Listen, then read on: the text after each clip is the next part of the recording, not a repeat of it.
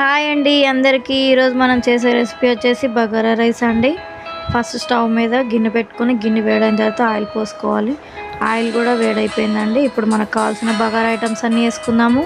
ఇది వచ్చేసి చెక్క, స్టోన్ లీఫ్, లవంగాలు, యాలకులు, టేస్టింగ్ సాల్ట్, షాజీరా, కస్తూరి మేతి, బిర్యానీ ఆకులు ఇవన్నీ కలిపి ఒకసారి వేసేసుకుందాము.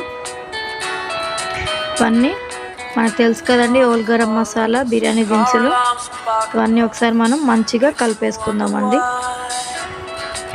ఛానల్ కొత్తగా పెట్టానండి, వాణి గుమ్మడి వెళ్ళి ఛానల్ని సబ్స్క్రైబ్ చేసుకోండి. సబ్స్క్రైబ్ చేసుకుని బెల్ ఐకాన్ క్లిక్ చేయండి, షేర్ చేయండి. మనం 4 పచ్చిమిర్చి తీసుకుని కట్ చేసుకుని వేసుకుందామండి, మంచిగా మధ్యలో చీలికల్లాగా. ఇప్పుడు ఉల్లిగడ్డలు, అల్లం వెల్లుల్లి పేస్ట్ 1 టేబుల్ స్పూన్ వేయాలి. ఒకసారి అంతా కలిపేసుకుందాము. ఈ అల్లం వెల్లుల్లి పేస్ట్ అనేది పచ్చివాసన పోయేంత వరకు మంచిగా ఉడకబెట్టుకోవాలండి. మీరు సబ్స్క్రైబ్ చేసుకుని బెల్ ఐకాన్ క్లిక్ చేసుకుంటే మంచిగా కొత్త వీడియోస్ అప్లోడ్ చేయడానికి ఛాన్స్ ఉంటుందండి. ఇప్పుడు కొంచెం కొత్తిమీర వేసుకుందాము, పుదీనా కొంచెం. ఈ రెండు కూడా మంచిగా కలిపేసుకుందాము ఒకసారి. ఇవి కూడా మంచిగా ఉడకాలండి, ఒకసారి పచ్చివాసన అంతా పోయేలాగా. ఇప్పుడు ఒక పెద్ద సైజు టమాటా ఒకటి తీసుకుని కట్ చేసి వేసుకుందామండి. బాగా కలిపేసుకుందాం. ఇది కూడా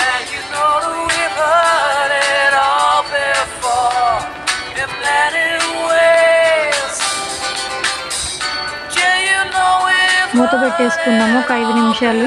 టమాటాలన్నీ మెత్తగా ఉడికిపోతాయి. ఇప్పుడు ఒకసారి మూత తీసి చూద్దామండి. ఇప్పుడు బిర్యానీ రైస్ ఉంటుంది కదండి, నేను ఒక 1/2 కేజీ బిర్యానీ రైస్ వేసుకుంటున్నానండి. ఒక 1/2 అవర్ నానబెట్టుకొని వేసుకున్నాను. ఇప్పుడు దానికి సరిపడా వాటర్ పోసుకున్నాను.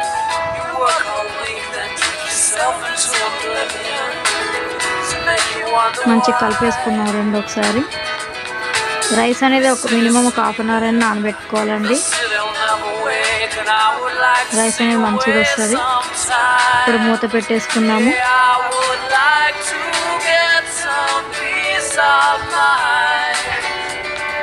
ఒకసారి మూత తీసి చూద్దాము. చూడండి, రైస్ అనేది 70% ఉడికిపోయింది. మనకి ఇంకో 30% అయితే బగారా రైస్ రెడీ అయిపోతుంది.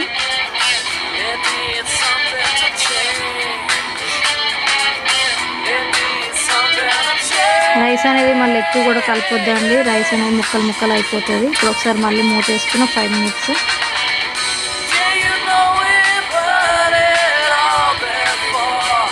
అయిపోయింది. ఒకసారి తీసి చూడండి.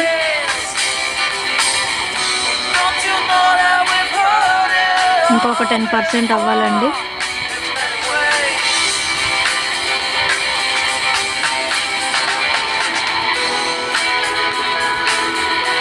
ఒకసారి తీసి చూద్దాం. రెడీ అయిందండి బగారా అయితే మనకి. ఒకసారి రైస్ చూడండి, ఇలా పొడిలాడుతుందంటే మనకి బగారా బాగా వచ్చిందనండి. మరి ఇంతకన్నా ఎక్కువ ఉడికినా కూడా బాగోదు, మెత్తగా అయిపోతుంది. ఇప్పుడు ఓకే, మీరు కూడా ఇంట్లో ట్రై చేయండి. ట్రై చేసి నాకు కామెంట్ చేయండి. చాలా బాగుంటుందండి, ఇట్లా ట్రై చేయండి ఒకసారి.